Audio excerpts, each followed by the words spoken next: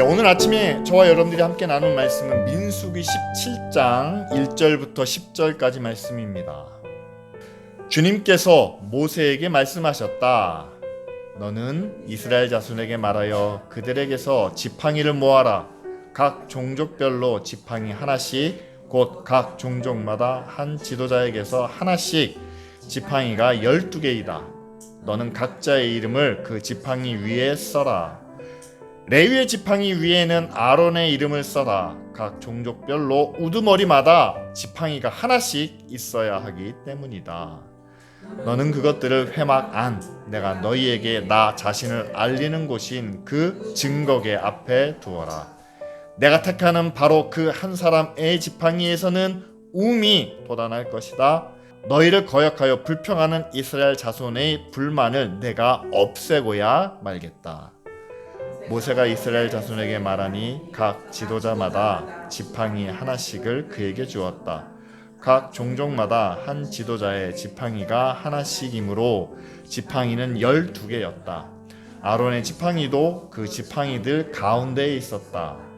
모세는 그 지팡이들을 증거의 장막 안 주님 앞에 놓았다. 이튿날이 되어 모세가 증거의 장막 안으로 들어갔다.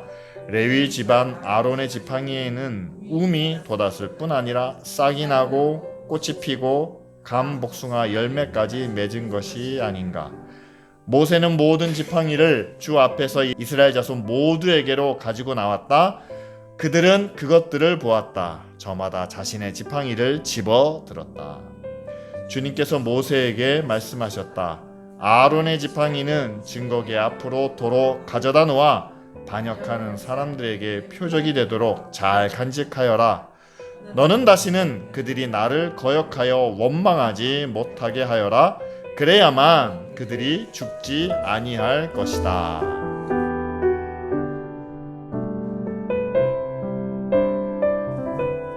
오늘 우리가 함께 읽은 말씀의 제목을 짓자면은 그런 겁니다.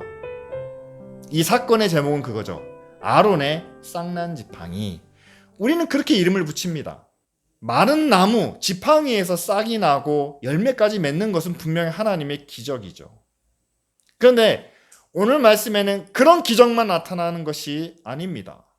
이스라엘의 12지파들에게서 그 지파의 족장들 가운데 다 한 명씩 지팡이를 내라고 말합니다. 그 지팡이를 어디에 둡니까? 지성소에 둡니다. 오늘 말씀의 지성소는 여호와 하나님께서 자신을 나타내시는 곳이다 라고 이렇게 이야기합니다. 그렇다면 여러분, 아론의 지팡이에서 싹이 나는 기적이 있기 전에 여호와 하나님께서 이스라엘 12지파의 족장들에게 말씀하신 겁니다. 너희들의 지팡이, 거기에다가 너희들의 이름까지 새겨서 내가 너희를 알리는 지성소 언약궤 앞에 두어라.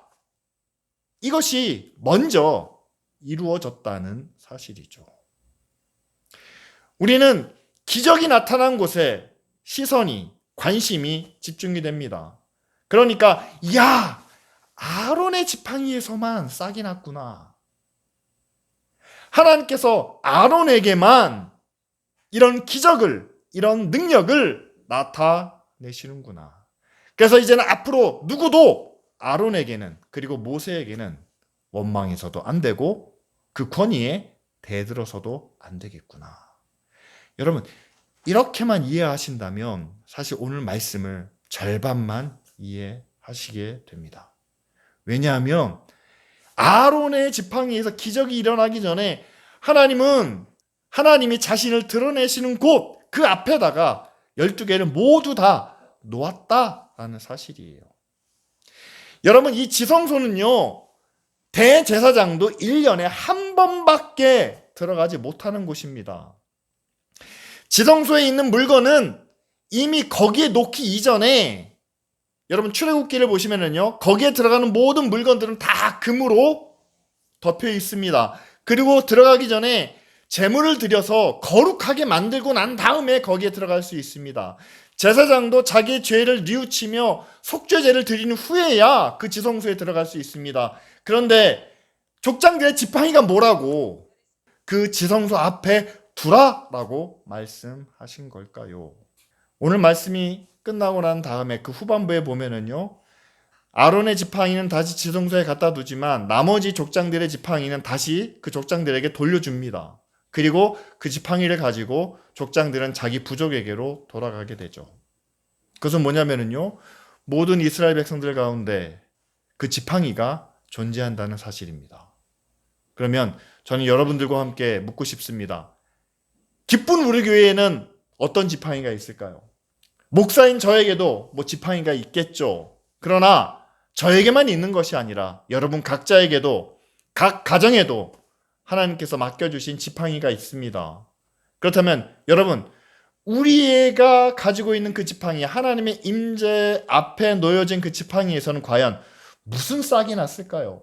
어떤 열매가 있을까요? 한번 생각해 볼 수 있기를 바랍니다.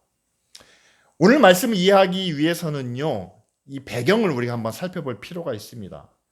이스라엘 백성들이 모세와 아론에 대하여 굉장히 불만을 품기 시작했습니다. 11장부터 그런 내용이 나와요. 제일 먼저 백성들이 뭐에 대해서 불만을 갖냐면 먹을 것 때문에 불평을 쏟아내 놓습니다. 우리가 애굽에서는 고기도 마음대로 먹고 부추, 파, 마늘 이런 것들을 다 먹었는데 이제 먹는 게 마음에 안 든다는 사실이죠. 사람이 이렇게 유치해질 수도 있다라는 사실입니다. 지금 민수기에 있는 이스라엘 백성들은요, 애굽에서 이미 10가지 재앙을 경험한 사람들이에요. 모세와 함께 지팡이를 딱 내미니까 홍해가 쫙 갈라집니다. 바다를 육지같이 건넌 사람들입니다. 그러니까 기적을 체험했느냐 못했느냐 그게 아니에요. 믿음이 있느냐 없느냐 그런 문제가 아닙니다. 시내산에서 40일 동안 모세가 구름 속에 가서 하나님과 대화하는 것을 그들은 기다렸어요. 기다렸다가 내려오니까 모세의 얼굴이 정말 빛나는 모습을 그들이 경험했습니다. 그래서 그 모습을 봤다가는 우리가 눈이 멀 것 같으니까 두려운 마음에 모세더러 얼굴을 가리라고 요구하지 않았습니까? 자, 이렇게 많은 체험, 경험, 많은 일들을 겪었던 이스라엘 백성들이 하나님 앞에, 모세 앞에 원망과 불평을 하는데 어떤 거 가지고요? 먹을 것 때문에. 여러분, 우리가 그렇게 유치해질 수 있다라는 사실이죠. 그렇다면 이런 유치한 백성들을 잘 이끌기 위해서는 모세도 좀 인격적으로 완벽해야 되는데 12장에 보면 모세도 문제를 만듭니다. 어떤 문제를 만듭니까? 이방 여인과 결혼을 하는 거예요. 그래서 형제인 아론과 미리암이 그것을 비난하게 되죠. 여기서부터 이제 리더십에 문제가 생기기 시작합니다. 그리고 14장에 돼서야 이스라엘 백성들이 가장 큰 문제를 일으키게 되는데 그것은 뭐냐면 이들이 가나안 땅을 정탐하지 않습니까? 근데 그 중에서 10명의 정탐꾼이 갔더니 이들과 전쟁을 벌였다는 우리는 죽을 수도 있습니다. 아니, 반드시 죽을 겁니다. 그래서 그 백성들이 하나님의 뜻을 거스려 애굽으로 돌아가자라고 그들이 주장했다는 사실이죠. 하나님이 가장 진노하실 수밖에 없는 그런 상황인데 하나님께서 그때 하나님의 진노를 그들에게 내려가지고 그들을 백성들을 몇만을 몇백 명을 죽이고 이런 내용은 나오지 않아요. 오히려 하나님은 그들에게 진노하시는데 너희들이 그 정탐한 40일 동안 횟수로 계산해서 너희들이 광야에서 40년을 지내리라. 그리고 출애굽한 1세대는 그 광야에서 죽게 되고 너희들의 자녀만 하나님의 약속된 가나안 땅에 들어갈 수 있을 것이다 라는 예언적인 선언을 주게 됩니다. 그러다가 이제 16장에 와서는 하나님께서 진짜 진노를 나타내시는데 고라 자손들이 나와가지고 그들이 모세와 아론에게 대드는 거죠. 왜 하나님이 당신들하고만 얘기한다라고 말합니까? 라고 이렇게 항의를 합니다. 그때 이제 하나님께서 자신의 진노를, 자신의 권위를 분명하게 나타내시는데 그 고라 자손들과 함께 뜻을 모았던 사람들을 한 곳에 모아두자 땅이 갈라져서 그들을 삼켜버립니다. 그리고 그들과 관계된 모든 것들을 하나님께서 불로 태우시는 거죠. 이미 하나님의 권세와 능력을 그들이 여러 번 경험했지만 그러나 그들에게 임하는 심판은 두려움을 갖게 하시죠. 이게 16장에 나와요. 그리고 난 다음에 17장이 오늘 우리가 함께 읽은 말씀입니다. 이들이 이런 심판을, 하나님의 심판을 경험했기 때문에 하나님에 대한 두려움과 또한 하나님에 대한 경외심은 그들이 가졌을 겁니다. 그러나 이 죽음에 대해서 여전히 그들은 모세와 아론을 원망할 수밖에 없었다는 사실이죠. 자, 그렇기 때문에 이제 하나님께서 다시 한번 이스라엘 백성들을 향하여 하나님과의 관계를 좀 다시 한번 돌아봐야 될 때가 되었다. 첫 번째, 백성들의 반응은 그겁니다. 왜 하나님이 모세와 아론하고만 이야기를 하시는지. 그들이 주인공이면 우리는 그냥 들러리가 아니냐, 우리는 엑스트라가 아니냐, 아마 이런 불만을 가졌던 것 같습니다. 자, 그렇게 불만을 가졌던 사람들이 16장에 하나님의 진노와 심판을 당하게 되자 하나님에 대해서는 굉장히 두려움을 가질 수밖에 없었겠죠. 그래서 그 두려움의 대상인 하나님과 그들이 직접 대면할 그런 용기가 없기 때문에, 아이러니하죠. 왜 모세만 특별합니까? 왜 아론만 특별합니까? 했던 사람들이 이제는 하나님 앞에 자신들이 설 수가 없으니까 모세를 앞세워서 하나님과의 일정한 거리를 두고자 합니다. 이것이 이스라엘 백성들이 하나님께 가졌던 그런 마음들이에요. 그런데 그에 반해 하나님은 어떤 계획을 가지고 계시느냐? 하나님은 모세를 통해서 하나님의 말씀을 그들에게 전합니다. 그래서 모세를 통해서 전달된 말씀을 이스라엘 백성들이 순종할 수 있도록, 따를 수 있도록 그렇게 원하시죠. 그런데 그 말씀을 따라야 되는 이유는 그들이 시내산에서 하나님과 맺은 약속 때문입니다. 하나님께서 그들을 구별된 백성으로 삼아 주셨죠. 그런데 문제는 뭐냐면요, 여러분, 하나님께서 그들을 특별히 택하여 부르셨는데 하나님은 그들을 선한 목자처럼, 그리고 그들을 양떼처럼 그렇게 인도해 주시기를 원하는데 그들은 하나님에 대한 두려움을 안고 있다는 사실이에요. 그리고 모세를 대리인으로 내세웠다는 겁니다. 그러면 여러분, 만약에 모세가 없다면 이스라엘 백성과 하나님과의 관계는 어떻게 될까라는 거죠. 이스라엘 백성들은 하나님과 어떤 관계를 맺어야 할지 지금 앞에서 나온 이야기잖아요. 11장에 먹을 것 가지고 불만을 갖는다는 겁니다.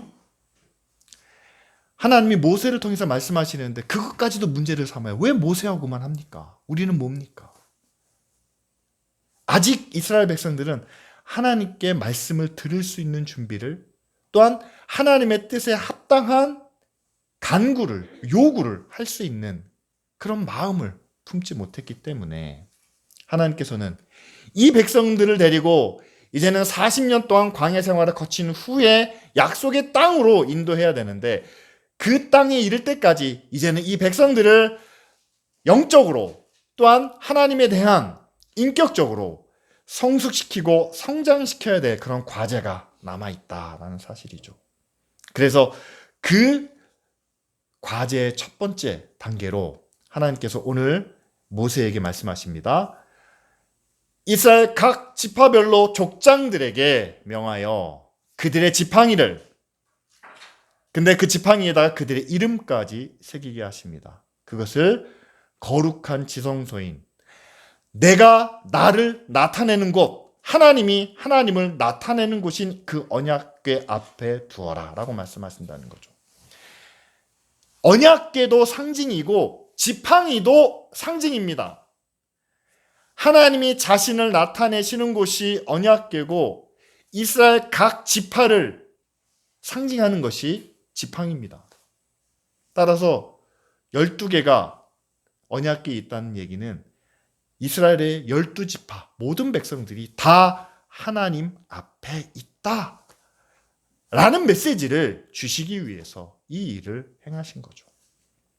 자, 그런데 그 가운데 아론의 지팡이에서만 특별한 일이 일어납니다. 싹이 나고 열매가 맺히는 거죠. 하나님께서 특별히 모세와 아론을 택하여 그들에게만 말씀을 주신다. 따라서 모세가 전하는 말, 아론이 전하는 말은 그것은 사람의 말이 아니라 하나님의 말씀이다 라는 그런 권위를 주시기 위해서, 자, 하나님께서 모세를 사용하시고 하나님이 아론을 사용하고 계신다라는 것을 보여주시기 위해서 싹이 나고 열매가 맺는 그런 기적을 나타내 주시는 겁니다. 따라서 두 가지 말씀이, 두 가지 메시지가 동시에 존재한다는 거예요. 아론과 모세는 하나님이 지금 사용하고 계시는 사람들이다. 그러나 그들만 특별하고 너희는 아무것도 아닌 존재가 아니라 12지팡이가 다 지성소에 있었다는 것은 그들도 동등한 하나님의 백성으로 하나님 앞에 있다라는 거죠. 근데 우리는 모세와 아론의 쌍난 지팡이만 기억하고 나머지 11개의 지팡이가 지성소에 있다는 것은 까맣게 잊어버립니다. 그 의미를 생각하지 않습니다.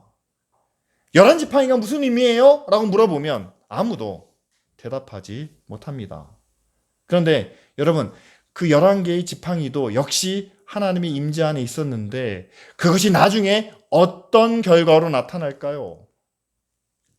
여러분, 그것은 우리가 사사기를 통해서 생각해 볼 수 있습니다. 모세와 아론은 광야에서 죽습니다. 가나안 땅을 들어가지도 못하죠. 그 뒤를 이은 지도자가 여호수아입니다. 여호수아는 에브라임 지파 사람이에요. 근데 에브라임 지파 사람인 여호수아가 모세를 대신하여 지도력을 갖고 정복 전쟁을 벌이고 땅을 분배하게 됩니다. 그리고 나서 그도 죽습니다. 자, 가나안 땅을 각자 차지하고 난 다음에, 자, 그럼 이제는 누가 여호와 하나님의 말씀을 그들 앞에 외칠 수 있을까요? 우리는 그렇게 생각합니다. 모세 때는 모세가, 여호수아 때는 여호수아가. 그런데 여러분, 여호수아 이후에는 그것이 누구에게 증거됩니까? 누구에게 전수가 되었습니까? 지파별로 내려온다면, 자, 레위 지파 중에 누가 있을까? 제사장이 있을까? 제사장이 말씀을 전했는가? 아니라는 거죠. 여호수아 이후로는 특별한 지도자가 나타나지 않습니다. 대신 누가 나타나느냐? 여러분, 각 지파별로 흩어져서 그 땅을 차지하지 않습니까?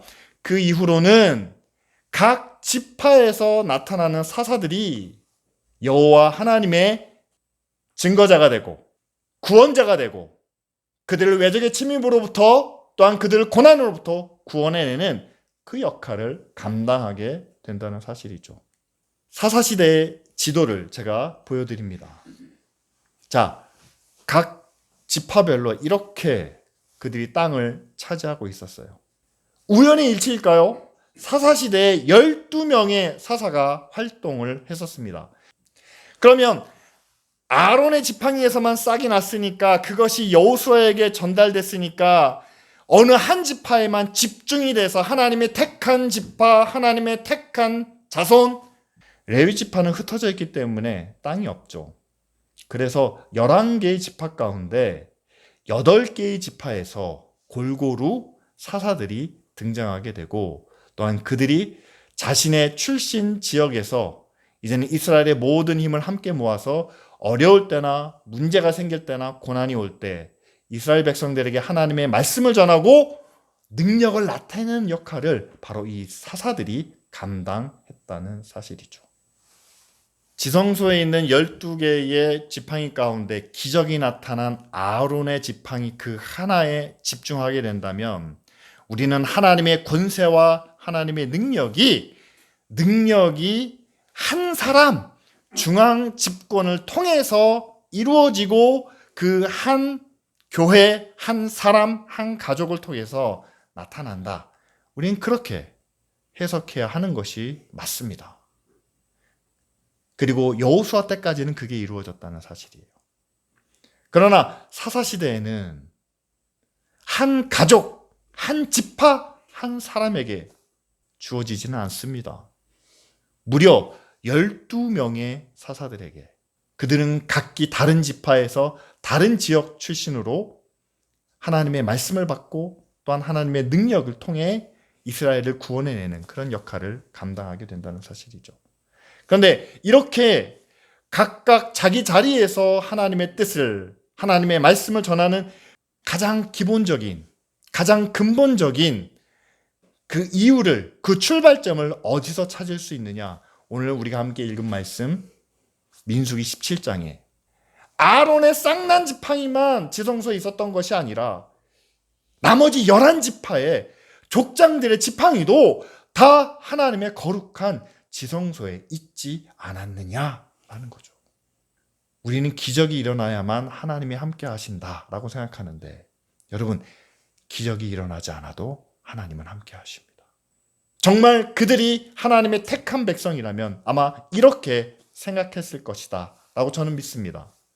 이 지팡이가 우리 지파를 대표해서 족장인 자신뿐만 아니라 자기 지파를 대표해서 하나님의 거룩한, 하나님이 자신을 나타내시는 그 지성소에 갔다가 왔다라는 사실이죠. 그것은 뭐냐면 여러분, 우리는 이미 하나님의 백성이라고 약속을 했습니다. 시내산에서. 그런데 그 약속을 우리가 잊고 살아왔다는 사실이죠. 약속만 있지 하나님이 우리와 함께 하시고 우리가 하나님 앞에 있느냐? 그것을 잊고 살아왔다는 겁니다. 그런데 대신 지팡이를 통해서 깨닫게 하시는 거죠. 아, 우리가 하나님 앞에 있구나. 하나님이 우리와 함께 하시는구나.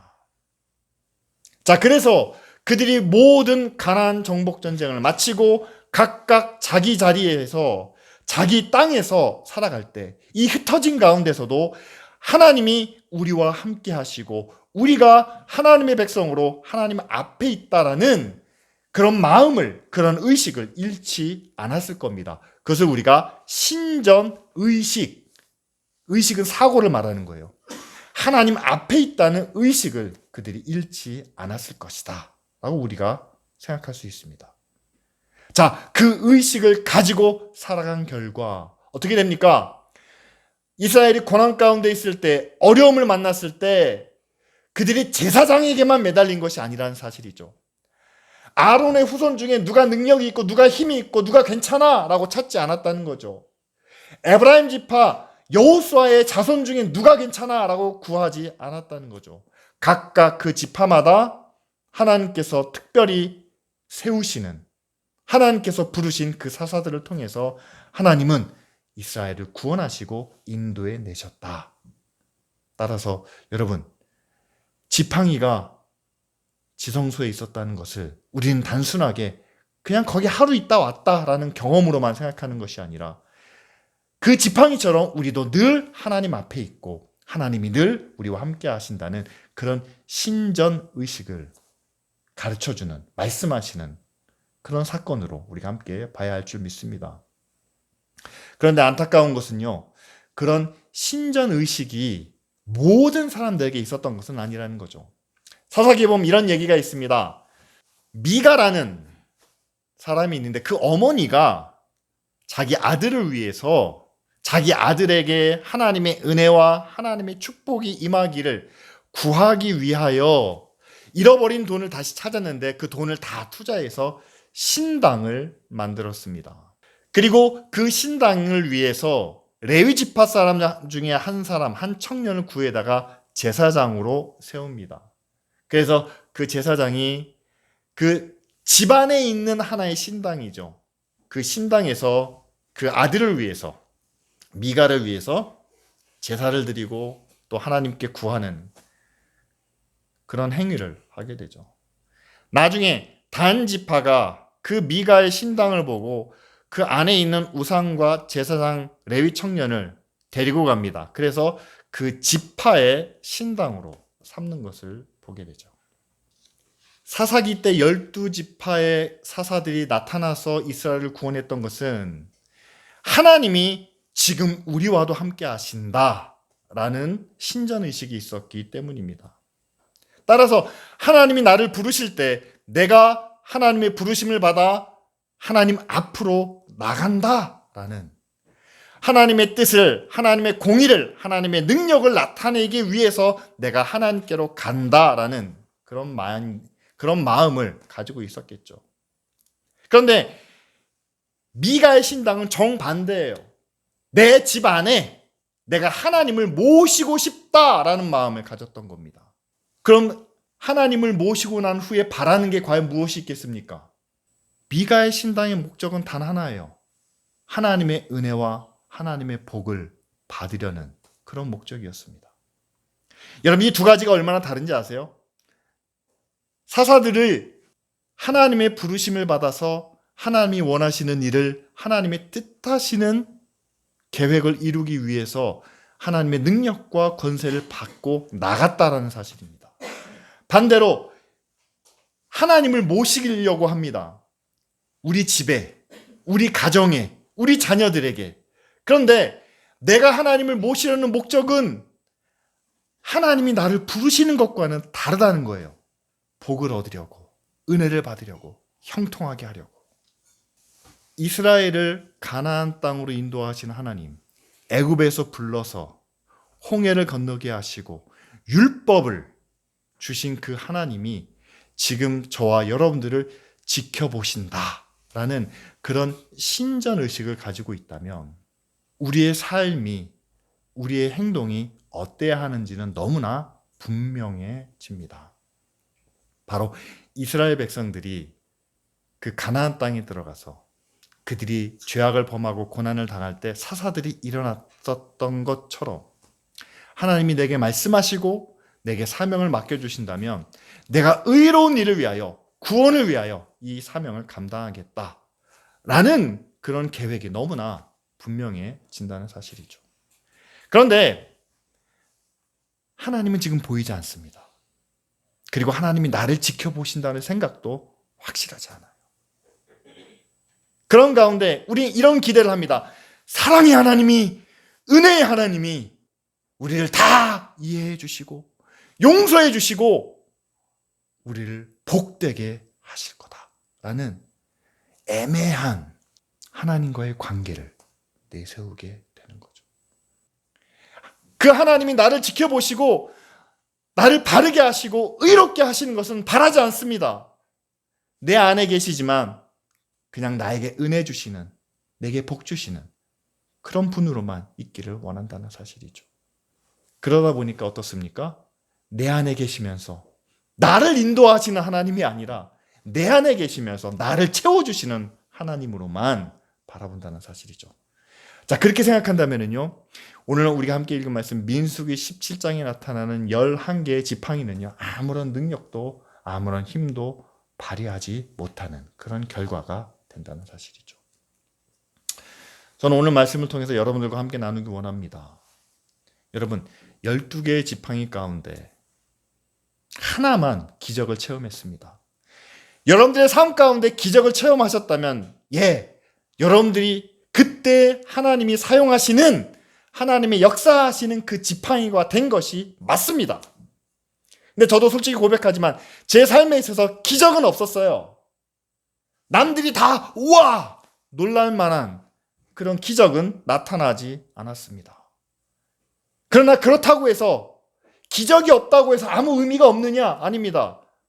여러분, 11개의 지팡이가 모두 지성소에 있다가 나온 것처럼 나중에 12명의 사사들이 모두 8개의 지파를 통해서 하나님의 말씀과 하나님의 능력과 하나님의 구원을 나타낸 것처럼 우리도 그런 지팡이로 하나님께서 사용해 주실 거라 믿습니다. 중요한 것은 여러분, 우리 각자가, 우리는 모두 천국의 생명책에 우리 이름이 기록되어 있다고 믿잖아요.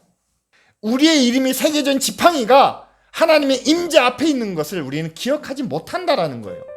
왜냐하면 지팡이는 하나의 사명이고 하나의 책임이고 우리가 감당해야 될 일이기 때문입니다. 저와 여러분들이 새겨진 지팡이가 있다는 거예요. 하나님이 우리를 부르셨을 때 그냥 부르시지 않고 맡긴 일이 있다는 겁니다. 지팡이를 통해서 백성들을 지도하고 인도할 책임이 있습니다. 양떼를 이리로부터, 사자로부터 보호하고 지켜야 될 책임이 있다는 사실입니다. 교회 이름을 내세우지 마세요. 천국에 가서 제가 어느 교회 다녔습니다. 여러분, 그것처럼 무의미한 게 뭐가 있겠습니까?